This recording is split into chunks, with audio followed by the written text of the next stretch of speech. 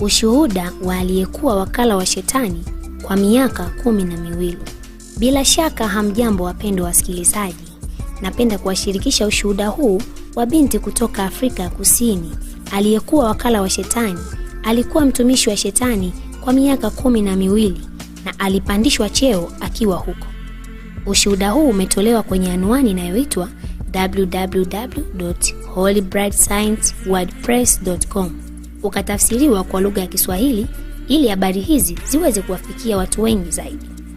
Na msimuliaji wako, jina langu naitwa Janet Azori. Karibu sana.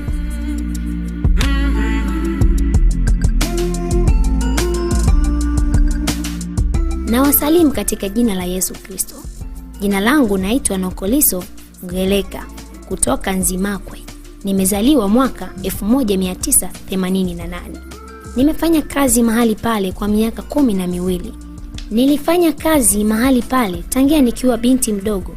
Kadiri muda unavyoenda, nikazidi kupanda daraja. Kuna madaraja tofauti. Kuna waabudu shetani makanisani bila kujua kama wanamwakilisha shetani. Na wapo waabudu shetani ambao wanaweza kujitenganisha na miili yao ya kawaida na kuwa kwenye ulimwengu wa roho kama wachawi wanavyofanya. Mimi nilikuwa kwenye kundi la pili, la wanaojitenga na miili yao. Nilianza kuwa napata ndoto nikilala, naota napigana kama ilivyo kwenye michezo ya kuigiza kwenye televisheni. Wakiigiza wanapigana maeneo ya mjini alafu wanapaa juu. Baada ya siku 3 ndoto ikajirudia. Nikasikia sauti ikiniuliza kama nataka kuwa kama vile. Nikajibu ndio. Akaniambia twende. Tulipoondoka nilitenganishwa na mwili wangu, na kuna shetani alibaki na mwili wangu, na mimi nikaenda kufanya kazi kuzimu ya duniani. Nilipofika nikapewa namba au kodi. Nikapewa na damu ya watu kwa sababu natakiwa kuishi kwa kunywa damu za watu kama chakula ili niweze kupoteza utu au binadamu, nianze kuwa na tabia za mnyama. Kila daraja kuna namba inayowakilisha. Namba 3 inawakilisha waabudu shetani, namba 6 inawakilisha satanisti. Satanisti ni mtu ambaye alikufa akiwa mwabudu shetani. Namba 9 inamwakilisha shetani, mfalme wa mashetani, Lucifer, ambaye alifukuzwa mbinguni kwa sababu ya kiburi. Nilifanya kazi mahali pale. Mwanzo nilikuwa kwenye kundi la kusababisha ajali barabarani ili majini waweze kupata damu ya kunywa, na shetani au chifu wa mahali pale aweze kupata damu ya kunywa. Kuna machifu wanaoongoza kila eneo. Kwa mfano Nzimakwe wana chifu wao ambaye ni satanisti. Kama nilivyoeleza hapo awali kuwa satanisti ni nani. Kama anahitaji damu, tunatakiwa kusababisha ajali kwenye eneo hilo. Tunaposababisha hiyo ajali, tunaenda katika roho na hakuna anayeweza kutuona kwa macho, na tunatupa pete mbele ya dereva na anaanza kupoteza umakini, na gari linatoka nje ya barabara na watu wanakufa na chifu wanapata damu. Lakini sisi kama wafuasi wapya tulikuwa hatuwezi kuepuka kuishi bila kunywa damu. Tulikuwa tunapewa damu hiyo kila mara. Machifu wanaishi zaidi kwenye mito, huwa wanakuja juu tu pale ambapo kunakuwa na uamsho wa matukio mengine ya kikanisa. Shetani anaishi baharini.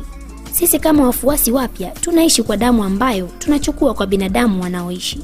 Tunaweza tukasimama pembeni ya mtu, labda kwenye kituo cha mabasi au sehemu nyingine, alafu tunaanza kumnyonya damu sana kwa watu ambao wana bidhaa zetu. Tuliyemnyonya damu atajisikia kuchoka na kama ana huzuni, na anaweza kadhani kwamba amekuwa tu na siku mbaya. Lakini kumbe mara nyingi ni sababu waabudu shetani wamemnyonya damu yake kwenye ulimwengu wa roho, lakini huwa hafi baada ya kufanyiwa hivyo. Lakini kama wewe ni Mkristo uliokoka na unaishi maisha ya matakatifu, hatuwezi kunyonya damu yako. Kama tukijaribu kufanya hivyo, Roho wa Kristo atawatetea na tutaungua kwa moto wake. Hivyo kama tukisababisha ajali miongoni mwa abiria kukiwa na Mkristo aliyeokoka, hatuwezi kunywa damu ya wale watu waliokufa kwenye ajali, kwa sababu damu yake inaharibu damu yetu yote iliyoko kwenye ile benki yetu ya damu. Na kama ikitokea tukanywa, tunapoteza nguvu na kushindwa kufanya kazi zetu. Hata shetani na machifu hawawezi kunywa damu hiyo. Kama mtu anaishi maisha ya utakatifu na hatumii bidhaa zetu kama bikini au G-string panties. Ilikuwa ni kazi yangu kuzitambikia na kuzilaani au kuziweka kwenye nguvu za giza. Hereni, cheni, rangi za kucha, aina zote za nywele za bandia, iwe imebondi au kusukana, bidhaa zozote za dhahabu ni za shetani.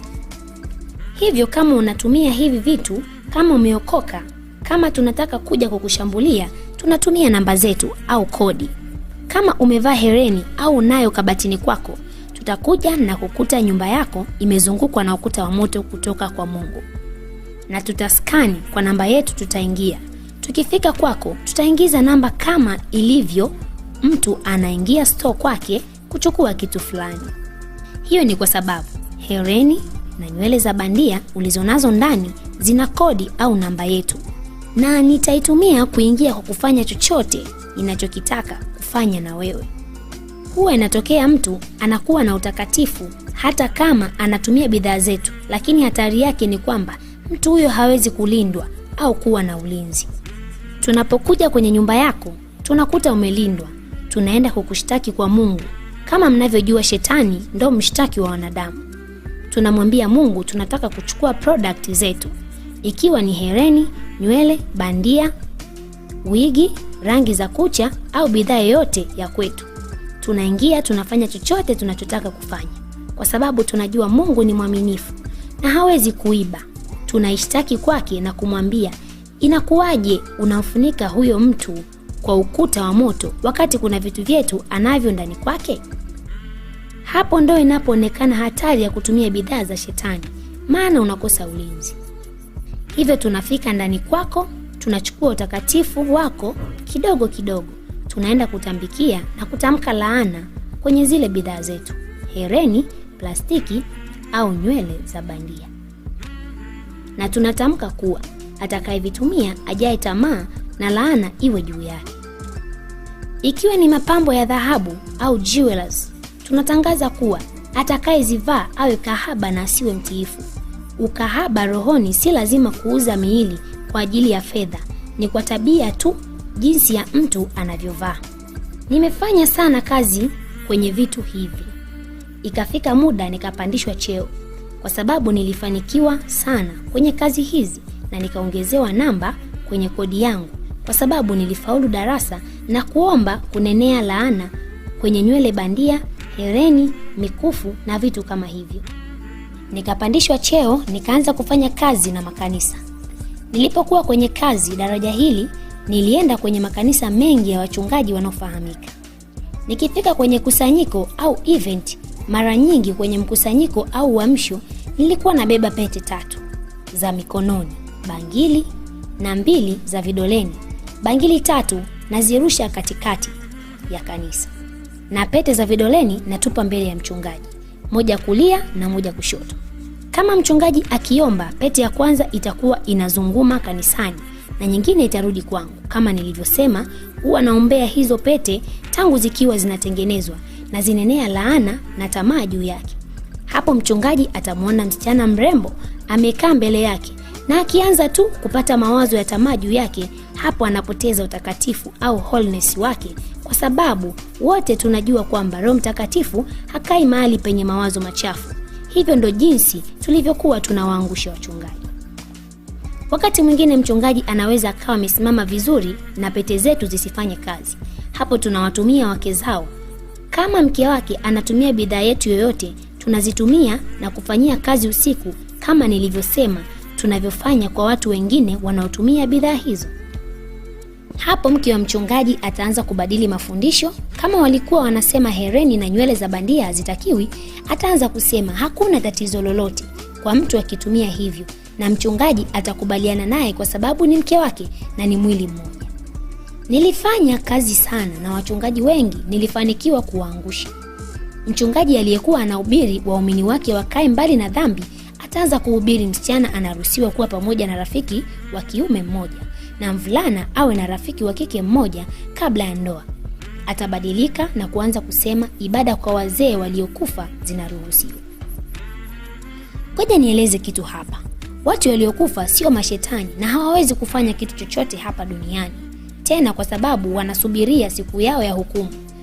Tunachofanya, tunaenda makaburini na kuvaa sura zao na kuwatokea wale ndugu zake, na sana sana tunawatokea wale walio na vipawa vya kiroho au waonaji na kuwaambia kuwa wanatakiwa kuwa waganga wa kienyeji au sangoma.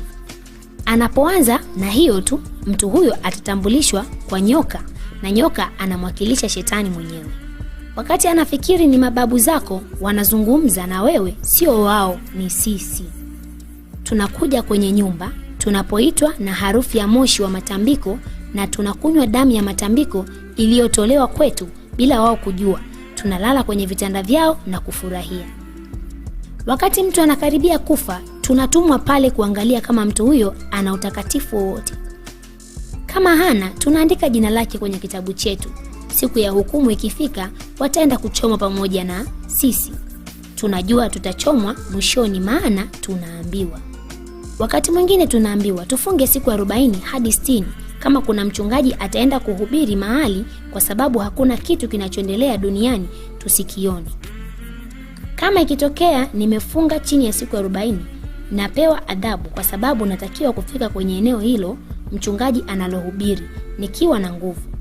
Nafika, naanza kutamka laana ili watu wasisikilize mahubiri na wasitubu, na chifu wa lile eneo asiungue na maombi yatakayoendelea pale. Pia nashuka chini kwa ajili ya kwenda kumlinda asiungue. Kama akiungua, utaona hadi walevi wameokoka wanasema Yesu Kristo ni Bwana. Na ukiona vitu kama hivyo vimetokea, ujue mchungaji aliyekuwa anahubiri aliomba na chifu wa lile eneo kaungua na shetani kakimbia.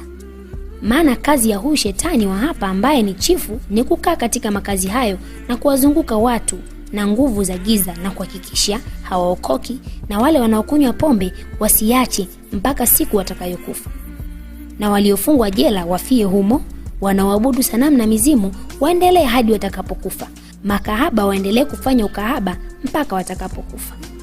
Nilikuwa sifanyi kazi upande wa pwani ya kusini kwa sababu ndo ninakotokea. Nimefanya kazi sehemu nyingine kama Durban na maeneo mengine. Walikuwa hawaniiti kwa jina langu bali kwa namba au kodi niliopewa. Kwa mfano, wanaweza wakaniita nifanye haraka kwenda Swaziland au Dubani. Kuna kiwanda kimeshamalizika kutengeneza au kuzalisha hereni, naenda pale kwa ajili ya kuzitambikia kabla hazijawekwa store. Ilikuwa ni kazi yangu kufanya hivyo. Mwaka uliofuata nikatumwa kwenda Ntuzuma. Kulikuwa na mchungaji kule, sitasema jina lake. Nilitumwa kuchukua utakatifu wake. Huyo mchungaji alikuwa kweli mtu wa Mungu aliyeokoka, na ushuhuda wake ulikuwa unashangaza wengi. Nilipofanikiwa kuchukua utakatifu wake, nilipandishwa cheo, nikawa mhitimu au graduator. Sasa kazi yangu ikawa ni kuweka mitego kanisani. Hakuna kitu ambacho nilikuwa siwezi kufanya. Kuzimu tulikuwa tunatumia Biblia, pia hatufanyii kazi vitu ambavyo havijaandikwa kwenye Biblia. Kama Biblia inavyosema mwanamke afunike kichwa akiwa kanisani, tunaibadilisha na kusema sio lazima kufunika kichwa akiwa kanisani. Na mwanamke anapokuwa hajafunika kichwa, tunamshtaki kwa Mungu na kusema anakubalije kuwa yule ni mwanae wakati ameingia kanisani akiwa wazi? Tulikuwa tunabadilisha kilichoandikwa kwenye Biblia. Kwa mfano, mwanamke hatakiwi kuvaa mavazi ya mpasayo mwanaume. Ndio maana huwa tunaweka laana au chamu kwenye suruali wanazovaa wanawake ili wazidi kuzivaa. Zaidi na zaidi wasimwone Mungu kwa sababu ya kutokutii kwao. Baada ya kuhitimu au graduate kwangu, sikuwa nafanya kazi moja kwa moja na kanisa tena. Nilikuwa tu napita kutengeneza waabudu shetani naondoka. Hawa wanakuwa hawajui kama wanamwabudu shetani, lakini wanafanya pasipo kujua, kwa sababu hawatenganishi na miili yao kama mimi nilivyo. Lakini tunawatumia kama wana bidhaa zetu. Kama nilivyoeleza hapo mwanzo, wataanza kuongea umbea kanisani, kila wakati wanalalamika, kuongea uongo kuhusu watu wengine na kusema wachungaji wanachotaka ni hela tu. Na vitu kama hivyo, watu wataanza kutokwenda kanisani kwa sababu ya hao waabudu shetani wasiojijua. Baada ya hapo naondoka zangu na waacha wakiendelea na kazi yao, naenda kanisa lingine kuchukua ripoti, alafu nitarudi baadaye kuangalia uharibifu waliofanya kanisani. Sasa watu hawa ambao tumewafanya waabudu shetani wanaanza kubadili mafundisho na kusema hakuna tatizo la suruali kwa wanawake, imani iko moyoni, sio kwenye mavazi. Hapo wanakuwa wanatusaidia kufanya kazi zetu bila wao kujua, kwa sababu wanakuwa wanatuwakilisha. Ukweli ni kwamba mwanamke hatakiwi kuvaa suruali. Kwa hiyo wanaposema kuwa zinaruhusiwa na wanaposema watu waje tu na hereni kuabudu na kufanya shughuli za kanisa, halafu watajifunza mbele ya safari, au wakati mchungaji anasema watu wenye mahusiano ya kimapenzi kabla ya ndoa au rafiki wa kike au wa kiume waje kwenye kwaya waongoze kusifu na kuombea watu, basi huyu mchungaji ni wa kwetu na anafanya kazi kwa niaba yetu. Ngoja nikwambie, wakati wanasema wataacha dhambi, tutakuja kuwashinikiza kutoachana na dhambi. Wataendelea kufanya dhambi na tutasababisha iwe zaidi na zaidi. Kwa mfano, kama kuna msichana ana uhusiano wa kimapenzi na mvulana, tutasababisha hata ule mvulana aseme anataka kumuoa, na sio kwamba atafanya hivyo. Hapana, tunataka waendelee na uhusiano huo ili waendelee kumkosea Mungu na waone hiyo dhambi ni kawaida mpaka kurudi kwa Yesu. Wakati nikiwa kuzimu ya duniani, tulikuwa na television au screen kubwa. Tulikuwa tunaona kila kitu kinachoendelea duniani. Tulikuwa tunahesabu vitu ambavyo tumeshavifanya, kwa sababu tulikuwa tunajua Yesu anaweza akarudi saa yoyote. Hivyo vyote vitupasavyo kufanya tuwe tumeshafanya. Kama madaktari kutokupata dawa ya HIV. Na nashuhudia leo HIV ilitengenezwa kuzimu ili vijana wafariki wakiwa wadogo kabla hawajajua wokovu wa Bwana Yesu Kristo. Shetani anataka kupata watu wengi atakaoungua nao. Bado anaendelea na mashindano na roho ambazo zilimfunika kutoka mbinguni. Hivyo tulitengeneza HIV na sasa tunaisambaza duniani kote, lakini hali hizi haziwezi kutibika. Iwe ni kansa au TB, madaktari hawawezi kupata tiba, kwa sababu Yesu Kristo pekee ndiye anayeweza kutibu na kuondoa ugonjwa ambao umetengenezwa kuzimu ya duniani. Mtu ambaye yuko mwilini hawezi kupata tiba kamili. Ni Yesu pekee wa Nazareth ndiye anayeweza kutoa tiba kamili. Mtu anaweza akaombewa kama anaamini atapona. Ugonjwa unainama kwa sababu ya jina la Yesu. Kila kitu kitainama, hata sisi tulikuwa tunainama likitajwa jina la Yesu Kristo. Kisha ajali za ndege za Australia, Ulaya na sehemu nyingine. Kunapokuwa na ajali ya ndege, sio kwa sababu ni makosa ya rubani. Ndege zote zilizoanguka na jua zilikuwa zinasababishwa na sisi. Tulikuwa tunatumwa na hakuna namna tuliweza kukataa. Kwa sababu tulikuwa watumwa, tunafanya kazi hata pale ambapo hatukutaka kufanya. Tunaambiwa kuwa tutapumzika Yesu akirudi. Hivyo kwa kipindi chote lazima tuue watu ili maachifu na shetani pamoja na wale ambao ndo maagenti wapya ambao bado hawajaanza kufanya kazi waweze kupata damu. Pia tulikuwa tunafanya kazi na wakuu wa nchi na maraisi. Sitotaja jina la raisi tuliyemkuta. Sio mfuasi wa shetani, ila tulifanya kazi kwa ajili yake kila siku. Alifaulu sheria zetu, akaruhusu ukahaba, utoaji mimba na kusema kuwa watoto hawatakiwi kuadhibiwa. Ilikuwa ni mpango wetu. Alikubali bila kujua, kwa sababu tunaona kabisa Yesu yu karibu kurudi. Tulikuwa tunatuma chamu kila siku kuhakikisha taifa linalaaniwa. Tumefanya kazi sana Afrika ya Kusini, kama tunavyoona masuala ya utoaji mimba na machukizo mengine, ili watu wajali zaidi kuhusu demokrasia na uhuru wa kujieleza, bila kujua kuwa Yesu yuko mlangoni karibu kurudi. Watoto waliotolewa mimba na mimba zilizoharibika wanalelewa na sisi kuzimia duniani.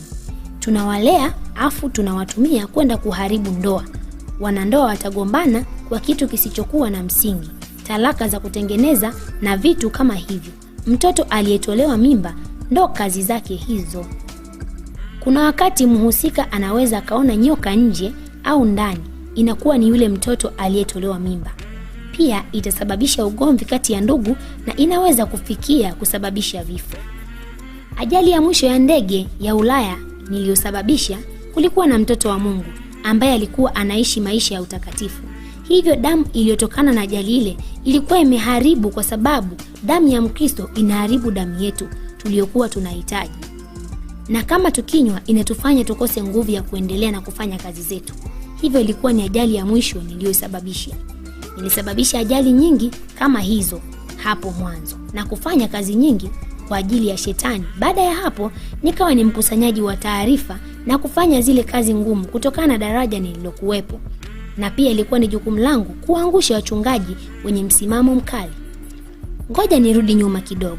Kwenye bidhaa zetu, bidhaa zenye picha ya mamba mara nyingi ni raba za kiume, t-shirt na kadhalika. Pia ukivaa kitu chenye nyota, shetani atapanda juu kwenda kuishtaki kwa Mungu, kwa kuwa mtu anatembea duniani akiniwakilisha mimi, na mtu huyo ananipenda mimi zaidi anavyompenda Mungu. Nyota na mamba ni vitu vyote vyenye miguu miwili, iwe ni t-shirt au suruali yenye picha hizo, na inaonyesha kutokumheshimu Yesu ambaye hivi karibuni atarudi. Hivyo ni kama unasema kuwa Yesu hana nguvu. Sitahitaji hata kusema dragon anamwakilisha shetani, kwa sababu wengi wanajua kama unavaa kitu chochote chenye dragon inamwakilisha shetani. Na shetani anapanda kwa Mungu na kusema ana nguvu kuliko Mungu, kwa sababu watu wanatembea duniani wakimwakilisha. Kwenye suala la kodi au namba, bad kodi zinawakilisha mfuasi wa shetani au satanisti. Kama mnavyoona, kila kitu unachonunua kina bad code. Hii ni namba inayowekwa kwenye bidhaa zetu za supermarket. Tunatamka laana kwenye vyakula, ndio maana Wakristo wanakumbushwa wawe wanafunga bad code zote lazima ziwe na namba 3, 6 au 9 ambazo zinawakilisha ulimwengu wa roho.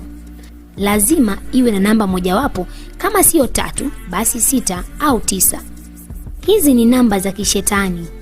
Kabla vyakula havijawekwa kwenye shelfu kuuzwa, tunatamka laana au kutambikia. Ushauri: vyakula vyote ombea vitakase kwa damu ya Yesu kabla ya kula. Kama wewe ni Mkristo unatumia dawa za mitishamba na za maji kutoka kwa waganga wa jadi, basi wewe sio mtakatifu. Tutaenda kukushtaki kwa Mungu kwamba unaabudu vitu tofauti na yeye. Mungu amesema tutawale miti yetu na mimea yote, lakini hajasema tuviabudu.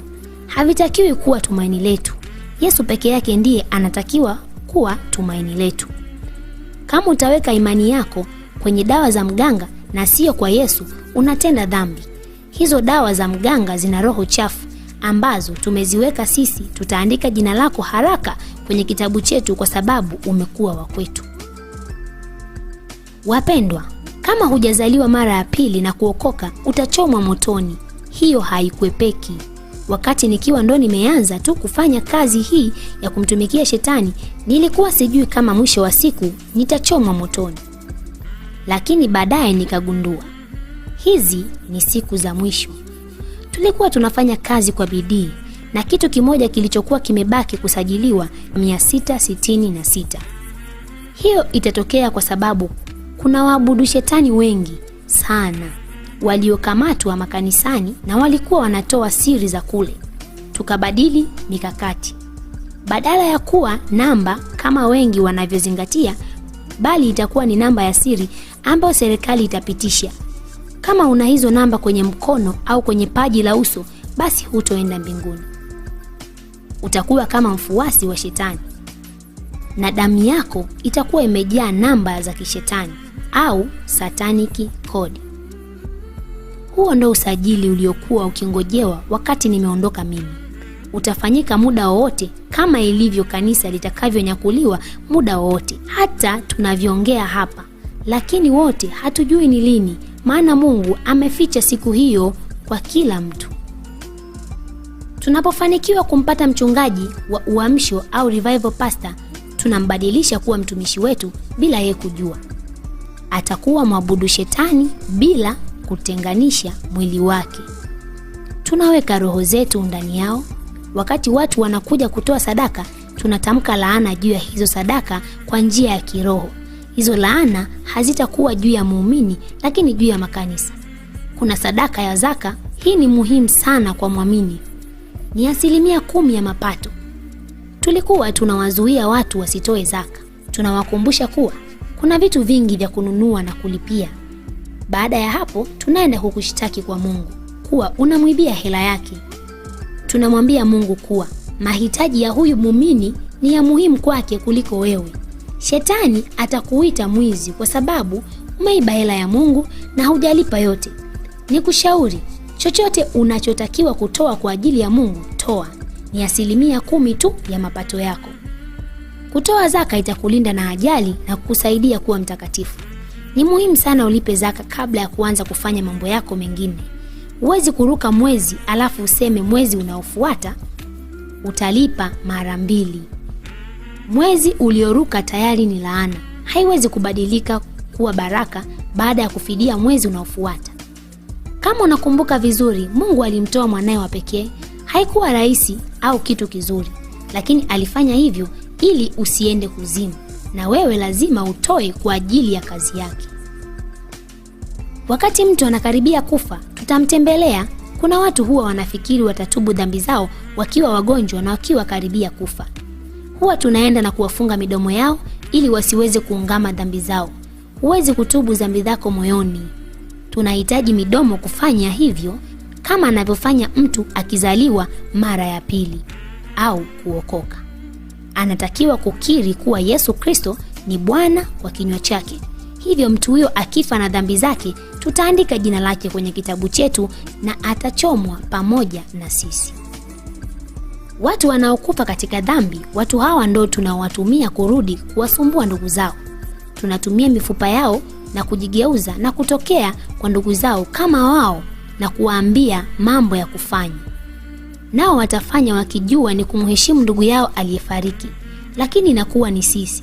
Tunaweza tukaweka hela mahali maeneo ya nyumbani na kumwambia huyo mtu kuna hela pia iko sehemu fulani, na wataamini kuwa ndugu yao aliyefariki anawasaidia. Hivyo ndo tulivyokuwa tunafanya ili watu waamini ibada za mizimu. Hata kama ni muamini pia tunaweza kukutokea, maana kuna waamini ambao wanaanguka katika nyakati za mwisho za kuishi duniani. Katika dakika ya mwisho watataka mnyama achinjwe kwa ajili ya heshima ya mizimu. Hapo tutaandika jina la mtu huyu kwenye kitabu chetu. Kwa kuwa amekufa akiwa anafanya ibada ya mizimu, tunaangalia watu kabla ya kufariki, ili kama umekufa kwenye utakatifu, hatuwezi kutumia mifupa yako kwa ajili ya kudanganya ndugu zako, kwa sababu itakuja kufufuliwa wakati Yesu atakaporudi. Baada ya muda kupita, kuna mchungaji mmoja mwenye upako aliyeitwa Chiliza kutoka Mandawi. Nilianzaga kumfuata kabla hata sijahitimu. Wakati nilipohitimu, niliambiwa nishughulike naye kwa sababu alikuwa na msimamo mkali sana na upako. Anaombea watu wenye HIV au ukimwi wanapokea uponyaji, na wanaotembelea baskeli za walemavu wanaweza kunyanyuka kutembea. Tulianza kuwaambia watu kuwa ni mfuasi wa shetani na anatumia uchawi kufanya hiyo miujiza, na watu walikuwa wanatuamini.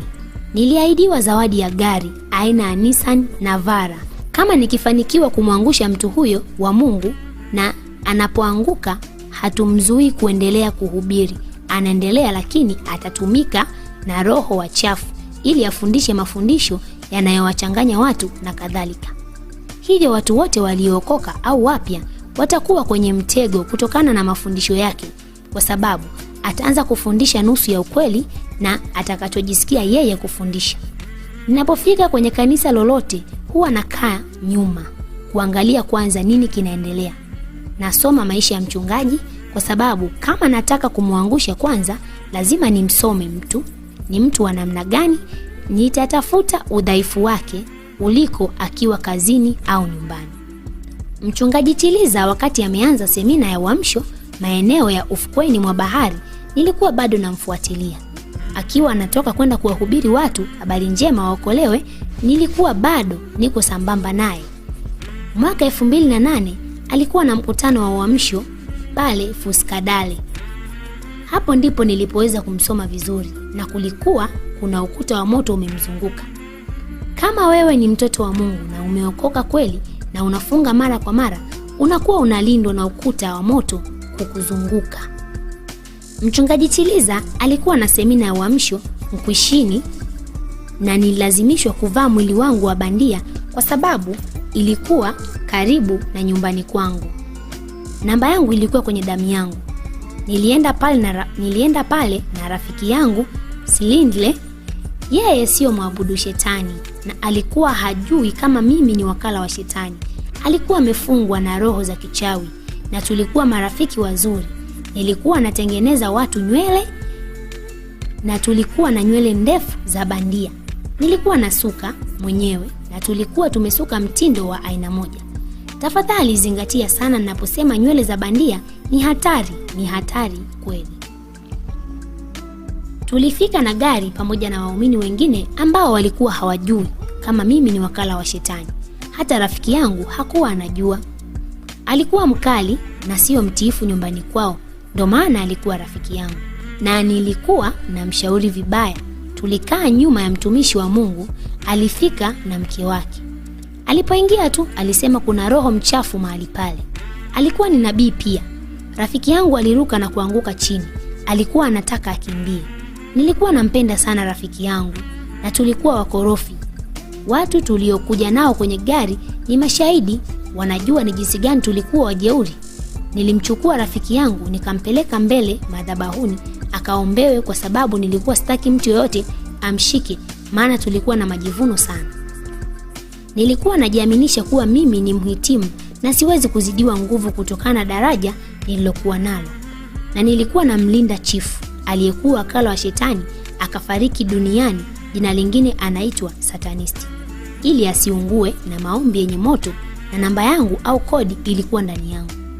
Mchungaji Tiliza akauliza, nani yuko na binti huyu aliyedondoka? Hapo ni kabla hajaanza kuhubiri. Nikamjibu kwamba ni mimi ndo niko naye. Aliendelea kuhubiri na akarudia swali lake. Sikuweza kufungua mdomo. Roho Mtakatifu aliyekuwa ndani yake alisababisha nguvu zangu ziishi. Sikuweza hata kunyanyua mguu wangu. Aliuliza tena na sikuweza kujibu. Akawageukia waumini na kuambia, angalieni. Akatamka kwa nguvu, moto! Ni kweli Yesu ni moto, unachoma. Aliposema hivyo, kwenye ulimwengu wa roho niliona moto na miminika kutoka machoni mwake, mikononi, mdomoni, nikadondoka chini. Na Shetani akanichukua kutoka kwenye mwili wangu haraka na kunipeleka kuzimu yetu. Alafu Shetani ambaye anaumiliki mwili wangu akabaki pale. Wakati pepo anahangaika kwa sababu ya moto, anajibu swali lolote. Wachungaji wengi hawajui hiki kitu. Kama usipounguza kodi au namba kutoka kwenye mwili wa mtu, anabaki kuwa wakala wa Shetani hata baada ya kuokoka. Kwa haraka mchungaji Chiliza akagundua hilo, akamwamuru pepo ataje ile namba na akaichoma kwa moto wa Mungu. Pale tu ile namba ilipounguzwa, Shetani kule kuzimu yetu alikuwa hana namna zaidi ya kumwachia pepo ambaye alikuwa ndani yangu akarudi kuzimu. Kama wasingeunguza ile kodi kwenye mkono wangu, Shetani asingeweza kuniita tena, kwa sababu sikuwa naitwa kwa jina langu, bali ni kwa ile namba. Baada ya kuombewa nilirudi kwenye hali yangu ya kawaida na nikafanya maamuzi ya kuokoka na kushuhudia ulimwenguni kote. Namwamini Mungu kwa sababu nimeona nguvu zake. Najua ana nguvu zaidi ya Shetani. Kabla sijasahau, napenda nikwambie kwamba baada ya unyakuo dunia haitaisha. Kutakuwa na kanisa moja ambalo watu wote watalazimishwa kwenda kusali humo. Sitosema jina la hilo kanisa, ila tayari kanisa hilo